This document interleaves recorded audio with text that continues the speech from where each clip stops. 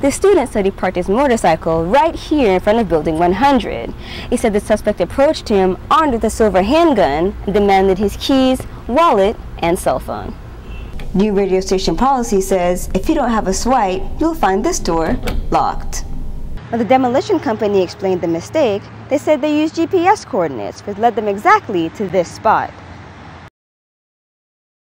Ça veut dire c'est des gens qui marchent avec psychose de peur. You know, these people are walking around psychologically traumatized. Tout haïtien qu'on y a au père béton. You know, most Haitians right now are afraid of being inside of a building. Moi, je pense tout autant nous avons des techniques pour construire l'autre chambre, parce que c'est la bonne pour la petite et la fondamentale. The more that we're able to build new structures and new building types, it'll be fundamental to the development of the country. Some of the buildings that need the most improvement are the schools. Some schools in the area don't have any walls. School Administrator Pierre Abraham says the biggest problem facing schools in Haiti is not having enough room for all the students.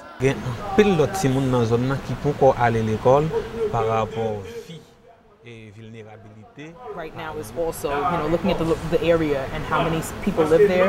We're trying to probably get in another building to house the students, because there's a lot of people and a lot of them don't go to school. And so we're looking at later on in the future there becomes crime in the area. And we find that a lot of the people who are engaged in crime are those who don't have schooling. So oftentimes if we can circumvent that by giving them the schooling and getting them that structure, it would avoid some of the problems that take place later on. In Cape Haitian and here in the north, a lot of the people send their children down to school down in Port-au-Prince. A lot of them died and we couldn't even identify them. A lot of them died because, you know, parents were trying to do a better life for them by sending them to school in Port-au-Prince. I was happy to see the children and sad at the same time to see the condition of the school that they were going to. When I was in school in Haiti, my school looked nothing like that. We had, you know, everything that we needed. They gave us lunch in school. We had 2 teachers in the classroom. It wasn't 80 kids to a class. But I was, you know, kind of also proud of the fact that, you know, even though the people lived in the country, they still managed to, I guess, show an interest in education. And so they made an effort, but they definitely, I know, made this in an effort to better their children. So I was proud about that.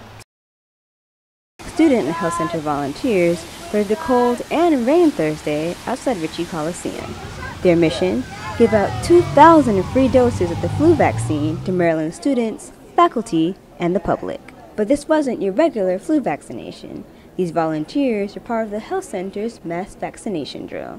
Volunteer Heather Teitelbaum says the health center designed the drill to test how prepared it was for an epidemic outbreak. Doing this program to test our ability to do a drill in case of an emergency where we would have a situation where we'd have to give a number of vaccinations at one time. Kelly Kessler, Assistant Director of Health Promotions, says the health center has been planning the drill since May. A lot of the value has been in the planning of this exercise, the preparations, the discussions, the dialogue, things that we would not have time to do if we were in a true emergency. We've really been able to flesh out and sort of vet amongst a group of experts those who would be truly involved in an emergency situation. Health center officials say this drill is just one part of a school-wide initiative to keep the campus healthy. I think it's extremely necessary, especially in a university community where illnesses are widespread pretty quickly. I think it's good that we have like an efficient and a safe method of getting vaccinated. I came by here because my friend encouraged me to get a flu shot, and I did it. I don't like needles, but I did it. While the weather may have prevented more people from coming out, Health Center Director Sigrid Bodison says she's satisfied with the drill. I think it went very well. I think our plan was executed very nicely. I think the weather may have prevented the kind of participation from the public that we wanted, but I think it went very well. Well enough to call this drill a success for both the health center and the campus. From Ritchie Coliseum, this is Shauna Stuart for UMD News.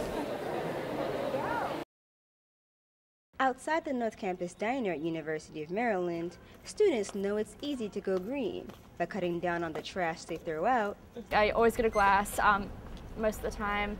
I try not to use like plastic utensils and not to take too many napkins if I don't need them or anything like that. So I think I make a pretty good effort. And recycling what they do.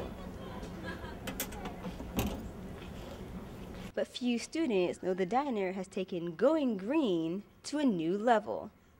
The roof. Basically just piping, solar panels and pipe. In February, the diner installed solar panels on the roof. Dining Services' Greg Thompson says putting in the panels was one way to save energy and reduce gas and electric heating costs. What this does is it heats our water. 30% of the hot water used comes from these panels. There's 20 panels. The water just runs through the panels, heated by the sun, and is stored in insulated tanks below. But that's not the only activity going on the roof. Thompson showed off another green project.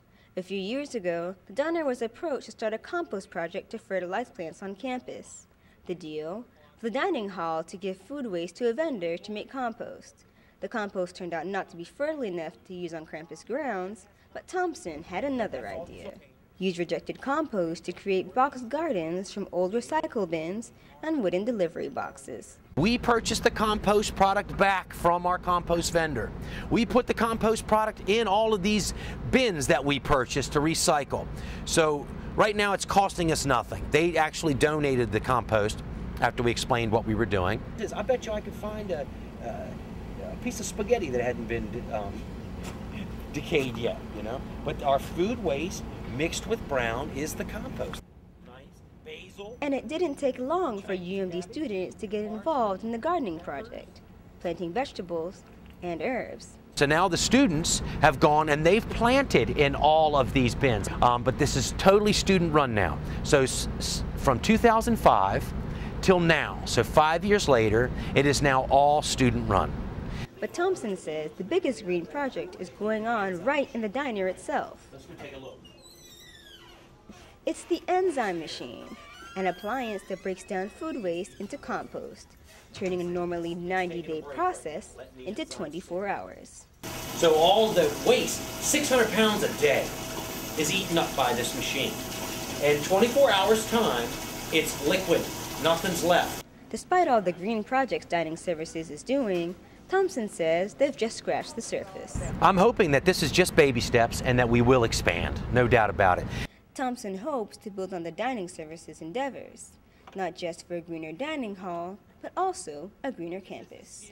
In College Park, this is Shauna Stuart for UMD News.